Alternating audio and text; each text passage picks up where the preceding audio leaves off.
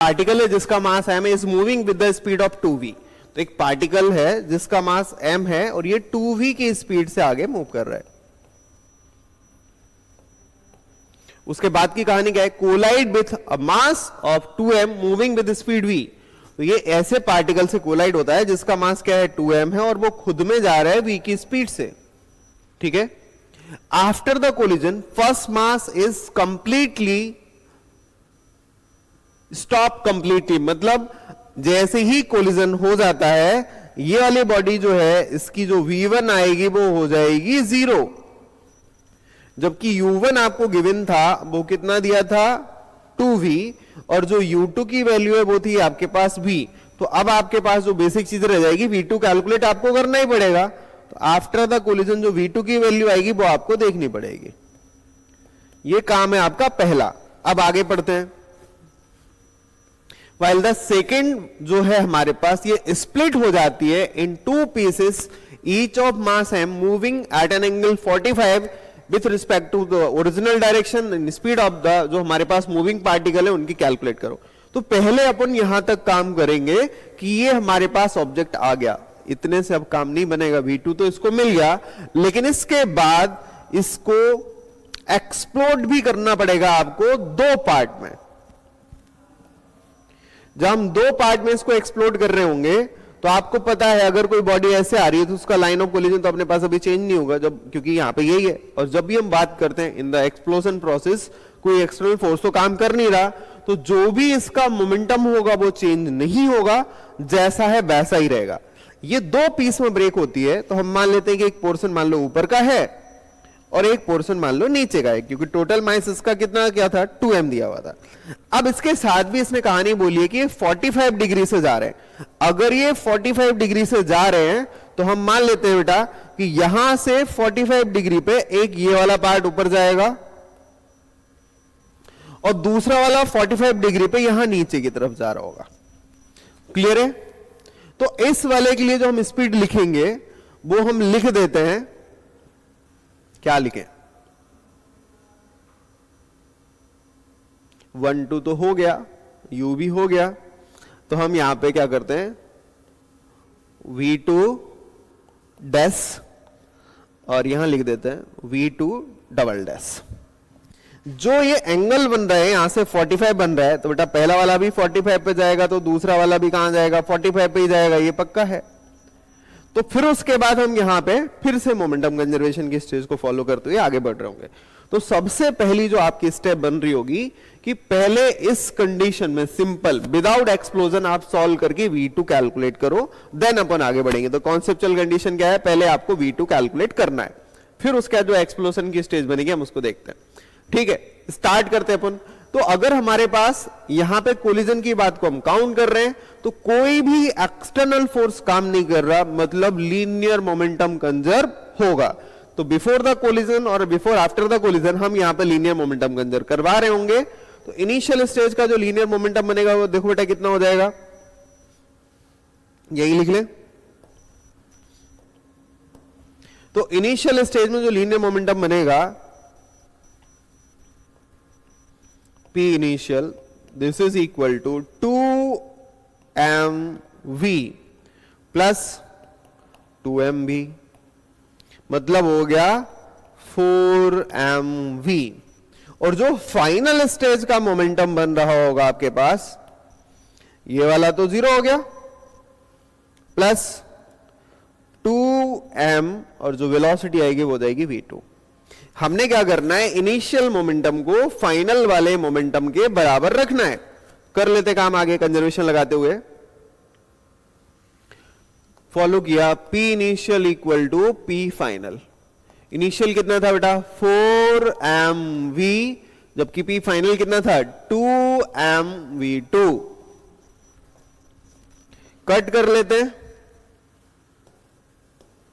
तो आपके पास v2 की वैल्यू आ जाएगी, कितनी आएगी v2, तो v2 इक्वल टू हो जाएगा 2v, मतलब आफ्टर द कोलिजन जो हमारे पास दूसरी वाली बॉडी है उसकी जो वेलोसिटी आपके पास रहने वाली है वो रहेगी 2v के बराबर। यहां तक तो अपन ने कैलकुलेट कर ही लिया।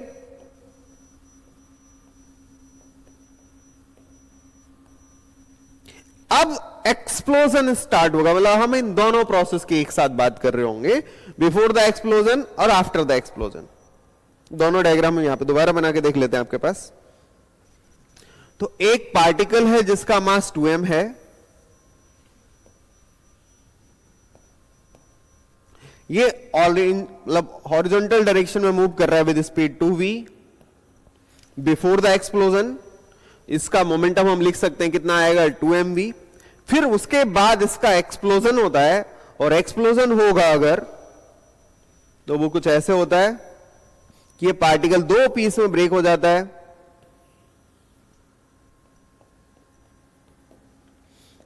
यहां पे जो पार्टिकल है ऊपर जा रहा है और नीचे दोनों साइड जा रहा है। एक को डैश लिखा था, एक को डबल डैश लिखा था, देख लेते हैं। ऊपर वाला डैश, नीचे वाला डबल डैश। हमको यह भी पता है कि जो एंगल बन रहा है 45 बन रहा है दोनों साइड से।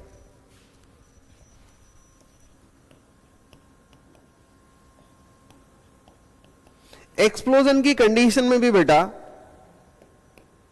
आप अगर गौर से देखें तो कोई भी एक्सटर्नल फोर्स काम नहीं कर रहा होगा, यानी V2 के हम यहां पे कंपोनेंट करना स्टार्ट कर देंगे। तो V2 डैश cos 45 और एक और कंपोनेंट बनेगा V2 डैश, हम कंपोनेंट कर रहे हैं तो इसको हटाने वाले हैं,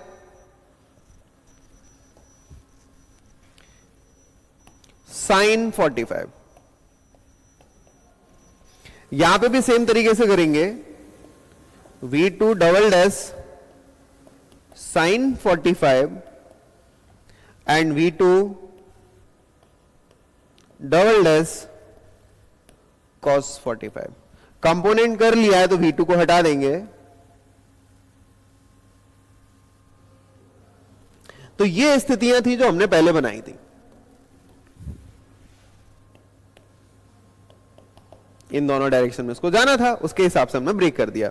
बट अगर इस पे कोई भी एक्सटर्नल फोर्स नहीं है तो मोमेंटम कंजर्व होगा। दैट मींस परपेंडिकुलर डायरेक्शन में इसके मोशन की कोई पॉसिबिलिटी है नहीं, सेम मास में ब्रेक हो रहे हैं, तो यानी कि ये दोनों आपस में एक दूसरे को कैंसिल आउट करने चाहिए। तो हम यहां पे लिख देते हैं V2 dash sin 45 magnitude wise equal होना चाहिए V2 डबल डैश sin 45 से। तो आपको पता चल जाएगा कि सब फालतू में लिखा हुआ है, जो V2 डैश है और V2 डबल डैश है दोनों बराबर ही आएंगे।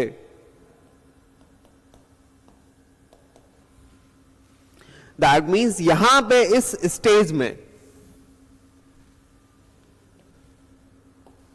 जो हम इनिशियल मोमेंटम लिख सकते हैं,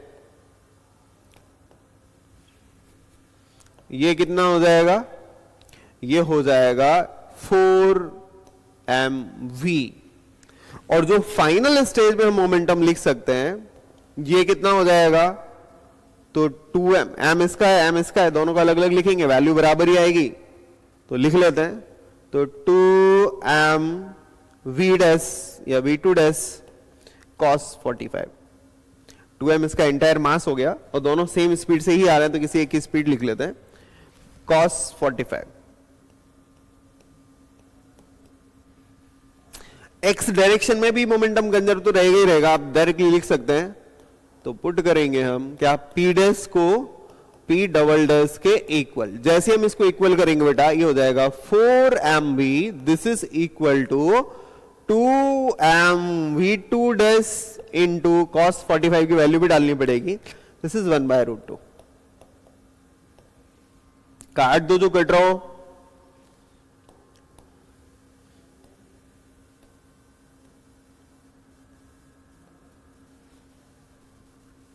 तो आप यहां पे देख सकते हैं 2v, this is equal to V2 dash 1/√2। तो जो V2 डैश और जो V2 डबल डैश आएंगे, उन दोनों की न्यूमेरिकल वैल्यू हो जाएगी 2√2v के बराबर।